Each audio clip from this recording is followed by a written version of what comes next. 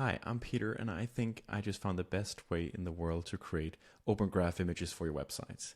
And I turned it into a little product that I'm calling OGKit, and I'm really excited to show you what it looks like. So let's do a quick tour of OGKit and see how you add it to a website.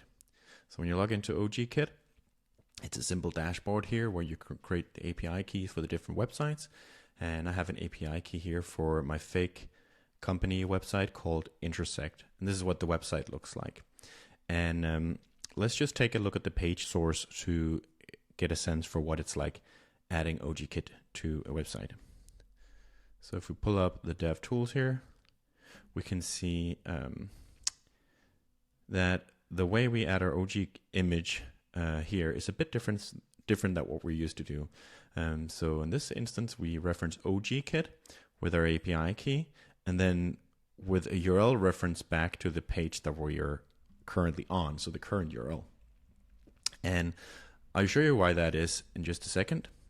As you can tell, this website is using a bunch of custom things. It's using a custom font, the intro font here, and I've added that to my Tailwind CSS config.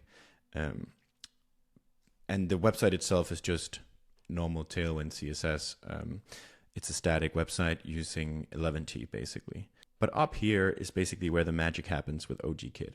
We have this template tag right here, which is what OGKit uses to render our Open Graph image. So basically, because we provided the current URL up here, OGKit is able to go to this page and grab this and render it in our own website context. So everything works the same way that it normally does on our website. We can use our own templating language. So if we're using Ruby or PHP or JavaScript on the server, all that just works. We can use our existing CSS, fonts and everything. We can reference assets. Everything that we can do on our page in normal HTML, we can do in our Open Graph image. So you might be thinking, this template tag doesn't render. So while we're designing our Open Graph image, how do we know how it looks like, what it looks like when it renders? And that's basically the developer experience of OGKit. So because we have the OGKit JavaScript loaded right here, which is in charge of rendering your OGKit template, we can go to the URL and we can add this OGKit render flag. And when we do that, OGKit will actually render the HTML for our Open Graph image just as HTML.